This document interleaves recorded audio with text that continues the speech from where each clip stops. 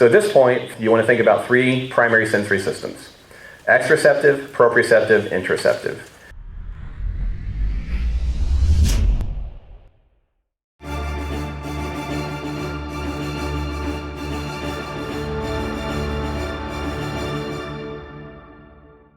Sensory Triad.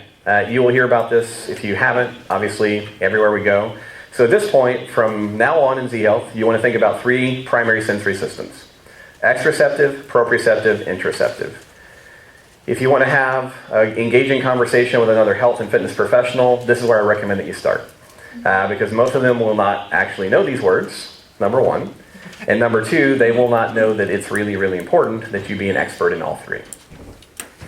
Because movement is output, correct? Yes or no? Yes. Okay, movement is the output. I'm a movement pro. Like, I want to be great at helping people run better. Maybe I'm a pose practitioner and a therapist, and I just really love working with runners. I watch people on treadmills. I watch them out on the street. I want to make you a better runner. All right? Well, running is what? It's an output. Okay? So in general, what we see in the big wide world out there is that most manual practitioners or movement practitioners are really what I call proprioceptive practitioners. We focus on muscles, tendons, joints, ligaments, joint capsules, etc. And is there anything wrong with that? Absolutely not. Is it a key skill? Yes, but it is one of three potential problems, right? As a big group. So my big goal, and I just keep saying this, is to actually get all of the professions to go, if you're a movement pro, you have to be able to assess and train three sensory systems, because the ultimate output is dependent upon the integration of those three. All right? So this class, obviously, is the interoception class. So interoception, like I said, when you actually look at it on the top of page 6, what you're going to see there are kind of in the literature ideas about what interoceptive sensations are. So, what do you see there? Warmth, cold, yep, itch, tickle, hunger, right? Thirst, exactly. So when you read through that list, it sounds like, okay, these are kind of let me put it this way. How many of the things would you think or read through there, how many of those things would you actually classify as feelings? Like, I feel hungry. I feel thirsty. Does that make sense to everyone?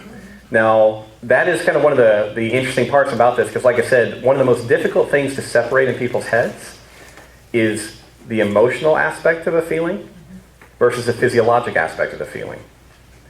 All right? So when you think about interoception, this is kind of the challenge that we're dealing with, is everything that keeps you alive. Read through that list again. Warmth.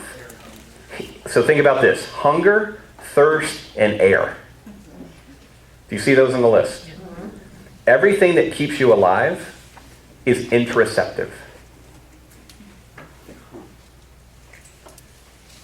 From a homeostatic perspective, everything that's keeping you alive is an interoceptive awareness. How many of you, maybe you were involved in like bodybuilding, fitness competition, endurance sport, how many of you trained yourself for a period of time to ignore interoceptive feelings? Okay? And how does that work out long term? Most of you are going, not good, right? You train yourself to not eat for a long time. You train yourself, like if you're a wrestler, gosh, I got to cut weight, so I'm going to dehydrate myself for the next 24, 48 hours to the point that I'm sitting in a sauna with a blanket on, and now I need an IV to be able to stand up when I make weight. You can train yourself to do that. Again, long term, maybe that has an impact. I'm not saying don't do it, I'm just saying understand that there's an impact, and it can become a longer term impact. If you work with a lot of fitness competitors particularly, I hear this over and over and over and over again. Yeah, I was amazing for this show, and then it took me 2 years to recover. Or 3 years. Or it's been 10 years and I still haven't. That is an example of an interoceptive system that's gone badly wrong and probably was never actually retrained the right way.